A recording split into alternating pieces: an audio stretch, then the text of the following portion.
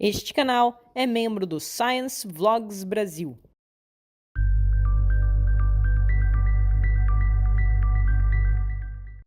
Fala galera do canal, hoje a gente tá aqui com a Fran, que vai contar um pouco pra gente a história de alguns invertebrados fósseis que foram super abundantes durante o Mesozoico. Olá, gente. Meu nome é Franciele Santos. Eu nasci e ainda moro em Aracaju, Sergipe, lá no Nordeste do Brasil. E eu sou formada em Biologia lá pela Universidade Federal de Sergipe. Desde então, eu entrei na graduação em Ciências Biológicas e a partir da metade do curso eu comecei a atuar com divulgação de paleontologia em escolas públicas. E depois disso, com o término da graduação, início do mestrado no programa de pós-graduação em Geociências e Análise de Bacias, eu comecei a trabalhar com esses fósseis magníficos, que são os ammonoides ou ammonitas. As amonitas, muitas vezes elas são negligenciadas porque elas viveram na era dos dinossauros, mas pela perspectiva dos invertebrados, a gente pode chamar a era mesozoica de era dos amonitas, não é? Justamente. Ele é um grupo um pouco mais antigo, ele apareceu na era paleozoica, ordoviciano, devoniano, e ele teve o seu apogeu no Mesozoico, durante o Mesozoico, tendo formas muito diferentes, né, mas sempre prevalecendo a forma de um plano espiral. Fala um pouco sobre esses bichos. Primeiro, por que eles são tão importantes para a paleontologia? Os ammonoides, ou ammonitas, eles são basicamente utilizados para datar rocha. Então, basicamente, a partir do momento que você encontra um determinado fóssil, uma concha fóssil de ammonoides, e você consegue identificá-la, você consegue dizer dentro daquele espaço temporal em que local ele está inserido. Ele deve estar entre 100 milhões de anos e 90 milhões de anos. E isso é super importante porque você não só consegue reconhecê-lo, mas consegue datar outros grupos que sempre estão num espaço temporal bem maior. Isso porque eles têm uma taxa de evolução muito rápida, logo eles mudam muito ao longo do tempo, então você consegue fazer, como ela falou, datar com bastante acurácia essas diferentes camadas. E a biologia desses bichos, que pra mim é um negócio super fascinante, tem algum comparativo moderno? No início dos anos 80, começou uma eficácia em relação à ecologia. Tentar quantificar, por exemplo, no afloramento, quantos ammonoides tinham, de quantos gêneros e se eles se relacionavam. Então foram os primeiros trabalhos que começaram aí. Óbvio que tinha trabalhos mais antigos, né? Mas eram um pouco mais minimalistas, assim. Eles começaram a aspirar isso, mas não chegavam a uma... Ainda era muito descritivo, né? Muito descritivo. E aí, a partir dos anos 80, começou todas essas inquietações em relação a entender como era a biologia, porque ele não deixa de ser um animal. Apesar de ter sido fossilizado e extinto, ele tem parentes vivos hoje em dia, como, por exemplo, o polvo e a lula.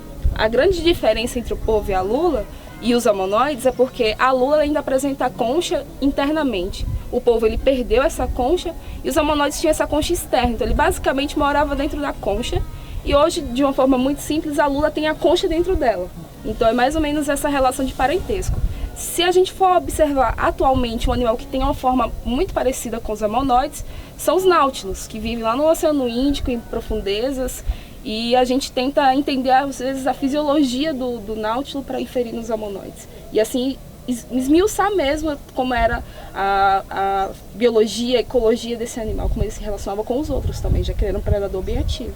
E aqui no Brasil, em que tipo de lugar a gente encontra esses fósseis? Basicamente, os ammonoides eles estão nas bacias marginais, existem bacias consideradas interioranas que também se encontram, mas até onde eu conheço, a bacia de Sergipe-Alagoas ela apresenta tanto no espaço temporal, como em quantidade e diversidade, a maior diversidade que eu conheço. Por exemplo, lá a gente tem na bacia de Sergipe-Alagoas, na Universidade Federal de Sergipe, algo próximo de 2.400 moldes de ammonoide. Muito ammonoide. E tem mais alguma coisa legal que você pode contar pra gente, assim, uma curiosidade sobre os ammonoides?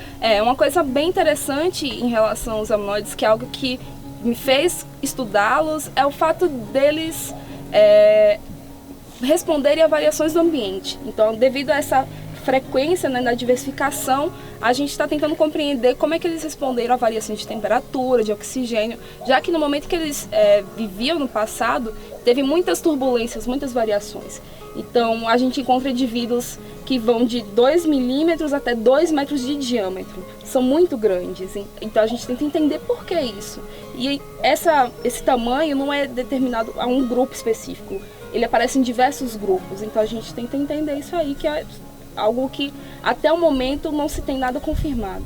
Então a última pergunta é assim, sobre a extinção deles. Fala brevemente sobre isso.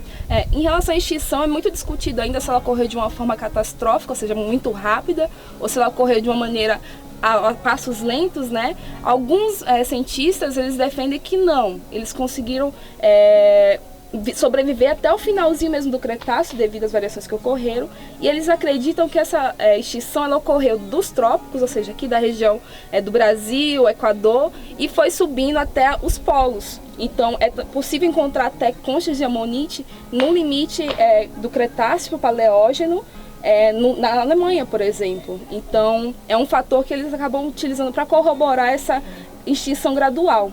E acredita-se também que eles foram extintos, e os náutilos não, porque eles apresentavam uma morfologia bem complexa para formar a sua concha.